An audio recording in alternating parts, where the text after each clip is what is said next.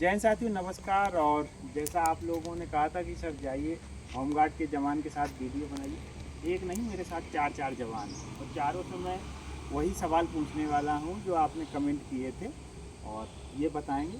तो सबसे पहले सर मैं ये जानना चाहता हूं कि एक दिन में कितने घंटे ड्यूटी करनी रहती है? वो ये सेम पुलिस की जैसी ड्यूटी रहती है, 8 घंटे की ड्यूटी। तो उसके हिसाब से फिर चेंज हो जाती है ड्यूटी भी यहाँ पर भी। और जैसे इसमें जो भर्ती की प्रक्रिया है, जब आप भर्ती हुए होंगे तो जैसे मैं भर्ती हुआ तो पहले फॉर्म भरा, फिर पेपर दिया, इसके बाद फिजिकल दिया, इसको आप शॉर्ट में बता दीजिए जैसे आप लोगों ने किया है। अभी जैसे कि अभी जो भर्ती प्रक्रिया होंगी उसमें अभी बताया जा रहा है कि ज्ञापन के द्वारा ही होंगी उसमें भी अच्छा, भर्ती। इससे पहले कैसे होती थी? इससे जैसे पहले जब तुम भर्ती हुई उसकी क्या प्रोसेस? हमारी प्रक्रिया थोड़ी अलग है। अच्छा अच्छा। बाकी अगर अभी जो भर्ती होगी उसमें ऐसा है कि व्यापम की धारा ही हो रही है और ग्राउंड भी उसमें होगा, फिजिकल भी होगा, पेपर भी है उसमें। इसमें मेडिकल एक्शन मतलब पूरी प्रोसेस पूरी वही होगी, प्रोसेस है। 800 मीटर रनिंग, गोला फेंक और लंबी कूद। हाँ वही जो फीमेल के लिए वही मेल के लिए। वही है सेम। और सबसे इम्पोर्टेंट सवाल है कि सर इसमें सैलरी कितनी बनती है? सैलरी अभी तो फिलहाल में जैसे कि अगर कोई होमगार्ड में अभी नया नियुक्ति भी ले रहा है तो उसको डायरेक्ट अभी जितनी अभी वर्तमान जवान की जो होमगार्ड पेमेंट है 30,000, तो उसकी वर्तमान वो जो अभी नया भर्ती होगा उसकी भी 30,000 होने की संभावना है। जैसे आपने मुझे एक बहुत अच्छी बात बताई, मुझे क्या शायद किसी को भी पता हो कि होम गार्ड से एनडीआरएफ में जा सकते हैं। मैं एसडीआरएफ सॉरी माफ़ी चाहूँगा। इसमें जाने का क्या लाभ है और इसकी जाने की प्रोसेस क्या रहती है और क्या फायदे हैं? इसमें ऐसा है कि अपन होमगार्ड में जब बेसिक कोर्स कर चुके हैं उसके बाद सीधे आप एडीआरएफ में जाने के लिए प्रतिनियुक्ति के लिए 5 साल के लिए सहमति देना पड़ता है। उसके बाद उसका ग्राउंड होता है, ग्राउंड निकालना जरूरी है। ग्राउंड निकाल लेंगे तो उसमें अपन डायरेक्ट एडीआरएफ में भर्ती हो जाएंगे, फिर उसका बेसिक कोर्स करना पड़ेगा। अच्छा, तो उसमें कुछ कठिन ड्यूटी रहती है क्या?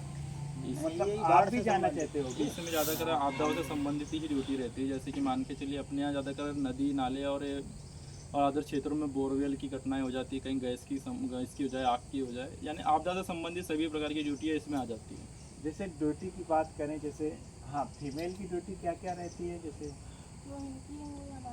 अच्छा, जैसे मतलब महिला लोग हो जाते हैं ना, रेस्क्यू हाँ। नदी नाले में डूब गई तो महिला जाएगी साथ में। ये महिला ऐसे भी जरूरी नहीं है कि हर जगह पुरुष ही के रेस्क्यू करना पड़े, कई जगह महिलाओं का भी रेस्क्यू करना पड़ सकता है। तो इसलिए महिला साथ में हो तो कम से कम सपोर्ट में रहता है कि चलो ऑब्जेक्ट न हो के कहीं भी रेस्क्यू करना। एक दिन में मतलब जैसे हम लोग कभी कभी ऐसा रहता है कि 24-24 घंटे ड्यूटी हो जाती है, तो ऐसा तुम्हारे साथ भी होता है?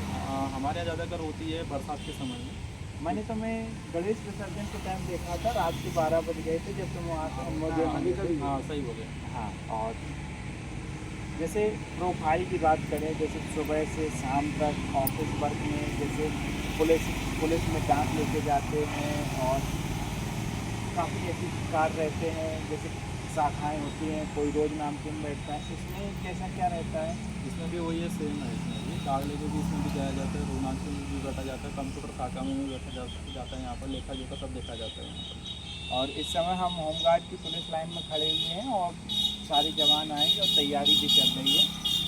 और अपने तरफ से कुछ मुझे ऐसी बातें बताओ, मैं काफ़ी भावुक हूँ जानने के लिए, और बच्चे भी जागरूक हैं कि कुछ बताइए ऐसा, तो आप अपनी तरफ से बताना चाहें। हम तो उनको यही बोलेंगे अभी ग्राउंड की तैयारी कर लीजिए। और मेन बात अभी जो पेपर भी आने वाले हैं उसके, तो उसमें भी सेम वही सब्जेक्ट होंगे जो अभी अदर पेपर पुलिस के पेपर में होते हैं, वही सेम सब्जेक्ट उसमें भी होंगे।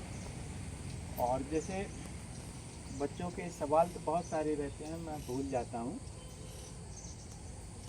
जैसे बात करूँ इसमें, जैसे हम लोगों का ट्रांसफ़र, जैसे किसी का जैसे कोई दूध चौकी चला गया कहीं, तो उसको अपने मतलब जैसे लाइन में आने के लिए क्या प्रोसेस रहती है? जैसे कहीं दूर चला मान के चलिए जो होमगार्ड की जो भर्ती ज़्यादातर ये गृह जिला गृह जिला में ही होती है। गृह जिला में, जैसे वो दूर पहुंच गया, इतना ये जैसे फ़ायदा हो सकता है जैसे कि मान के चलिए अगर जो बालाघाट का है तो शायद उसको बालाघाट ही मिल जाए। हाँ, वो तो गृह जिला सब गृह जगह जिला की संभावना उसकी ज़्यादा रहती है। जैसे कि आप अदर कहा जाए तो अभी नियम पुस्तिका भी उसकी आई नहीं है जिसमें हम बता सकें डायरेक्ट कि क्या पता वो गृह जिला ही मिले। पर अभी वर्तमान में हमने जितना भी देखे हैं अभी तक, यानी वर्तमान तक गृह जिला ही मिला है उनको। इनका ये फ़ायदा रहा कि वो गृह जिला में ही ड्यूटी कर पाए। जैसे कि पुलिस में ऐसा हो जाता है कि उनको अदर जिलों में भेज देते हैं, वो तो उनको जाना ही पड़ता है, गृह जिला का ही वो होती है। इसमें ऐसा है कि गृह जिला मिल जाता है, ऐसा है। जैसे मैं सर ट्रेनिंग की बात करूं, जैसे हम लोगों की ट्रेनिंग 9 महीने की रहती है और वो 12 महीने तक चली जाती है। ट्रेनिंग में पहला सेमेस्टर रहता है, दूसरा सेमेस्टर रहता है, जंगल कैंप कराए जाते हैं, सुबह रनिंग, पीटी, कसम परेड, और इसके अलावा बहुत सारे जैसे आर्मोरी, पिस्तौल, जो राइफल हैं ये। तो ट्रेनिंग के बारे में, जैसे इसकी ट्रेनिंग की प्रक्रिया कैसी क्या रहती है? अभी तक तो ट्रेनिंग का अपने यहाँ होमगार्ड में चलते रहा है कि 90 दिवस का रहा है उसमें कार्य दिवस का, जिसमें आर्म्स की ट्रेनिंग हो जाती है, ग्राउंड की ट्रेनिंग हो जाती है। ग्राउंड में जैसे कि मान के चलिए जिसमें अपनी परेड की हो जाती है, और आर्म्स में राइफल लॉ की हो जाती है ट्रेनिंग उसमें, और अदर उसमें आपदा से संबंधित और कुछ धाराएँ भी पढ़ाई जाती है उसमें।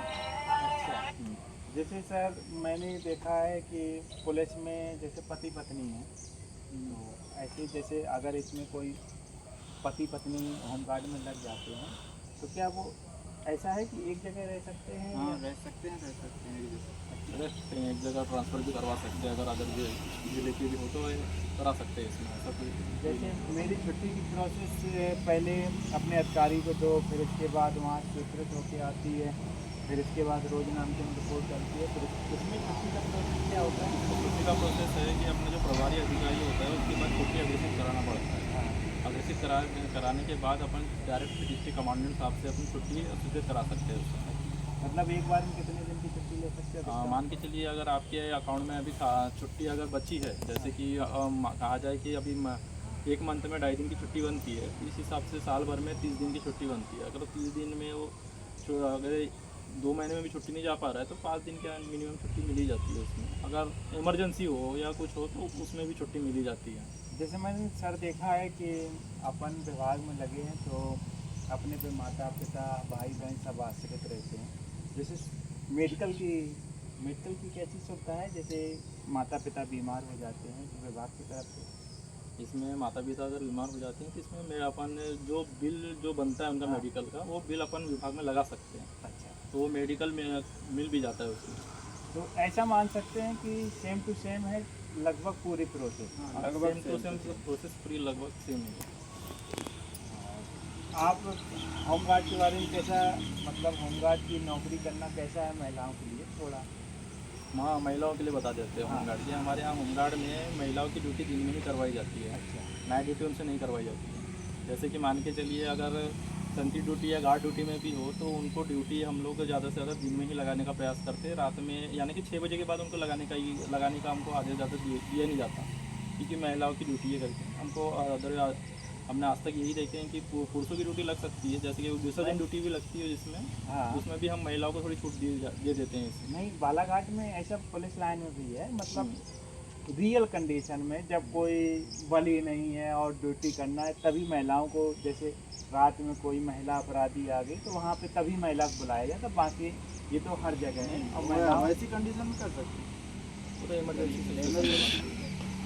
और जैसे सर मैंने एक और मेरा आपकी सवाल है, जैसे मैं छुट्टी घर जाता हूँ, कभी बीमार हो जाता हूँ, कोई कुछ ना कुछ हो जाता है, कभी किसी के साथ कुछ घटना हो सकती है, तो जैसे 5 दिन की छुट्टी लेके घर गया और 5 दिन की जगह वो 7 दिन में आता है, 8 दिन में आता है, तो उसका वापसी का कैसा क्या रहता है और उसका निकाल का कैसा क्या उसका रहता है? ऐसा रहता है कि अगर आप बिना अपने कमांडेंट अधिकारी को बिना बताए अगर छुट्टी मना रहे हैं अलग से, तो उसकी प्रोसेस अलग होती है। इससे हमारे यहाँ की जैसे कि अगर अपसेंट ही चले गए हाँ, तो उसकी OR ली जाती है उन पर। अच्छा, उसमें फिर स्पष्टीकरण दिया जाता है। स्पष्टीकरण लिया जाता है उसमें कि किस कारण से आपने छुट्टी ली, तो फिर उसके बाद OR लेने के बाद आपको चुनाव ड्यूटी पे ले लेते हैं। और बच्चों के अंदर ये भी जिज्ञासा बहुत है, क्योंकि गलत फहमियाँ व्यक्ति के अंदर होती है कि होमगार्ड की नौकरी का परमानेंट है या नहीं है। बाकी मुझे पूरा पता है कि परमानेंट है और एकदम मोहर नहीं लगी हुई है। कैसा क्या आप इस पर, मतलब जो बच्चों की मानसिकता तो ऐसी है कि हमारे विभाग में ज़्यादातर परमानेंट का तो ये सवाल ही नहीं है, क्योंकि हमारे यहाँ जो पेड स्टाफ है उनको परमानेंट माना जाता है, या फिर अपने यहाँ जो अधिकारी है, बाकी जवानों को परमानेंट के तौर पे नहीं माना जाता है यहाँ पर ज़्यादातर। यानी कि कहा जाए कि पेमेंट में मतलब सब समान रहती है, जैसे कि कहा जाए तो हमारे यहाँ टीए कटेगा, DA नहीं कटेगा, PF नहीं कटेगा, वो अधिकारी वो कटेगा। यानी कि जनरल नियम में तो ऐसा है कि 10,000 के ऊपर से अगर पेमेंट लेना चालू करते कोई भी, यानी प्राइवेट कर्मचारी भी लेने लग जाए या कहीं अदर कंपनियों में भी काम करे तो उसका पीएफ कटने का है, और इस विभाग में पीएफ नहीं कट रहा, बस यही समस्या है। अच्छा, तो मेरा तो यही गुजारिश है कि इनको भी परमानेंट किया जाए, क्योंकि वीडियो काफ़ी लोग देखते हैं, क्योंकि कदम से कदम कमरे मिला के चल रहे हैं और काफ़ी फर्क करते हैं। और मैंने बहुत महत्वपूर्ण जानकारी आप लोगों से ली, और इस वीडियो को मैं भी देखूंगा और बहुत सारे बच्चे देखेंगे, और बच्चों के सवाल पे आपने उनका समाधान किया, इसके लिए बहुत बहुत धन्यवाद। कुछ आप बच्चों के लिए कहना चाहो तो? बच्चों को तो यही कहना चाहेंगे कि गृह जिला में ड्यूटी मिल जाए, वही बहुत बड़ी बात हो जाती है आज के समय में। और दूसरी बात है कि पेमेंट भी अच्छी खासी है विभाग में, 30,000 भी कम नहीं होते आज के समय में, तो 30,000 वेतन मिलना भी। हर साल। और ऐसा है कि जैसे महंगाई बढ़ता मिलते जाता है, उस हिसाब से पेमेंट भी बढ़ती जाती है। ऐसा कोई नहीं है कि पेमेंट 30,000 रहेगी, उससे भी आगे बढ़ती जाएगी।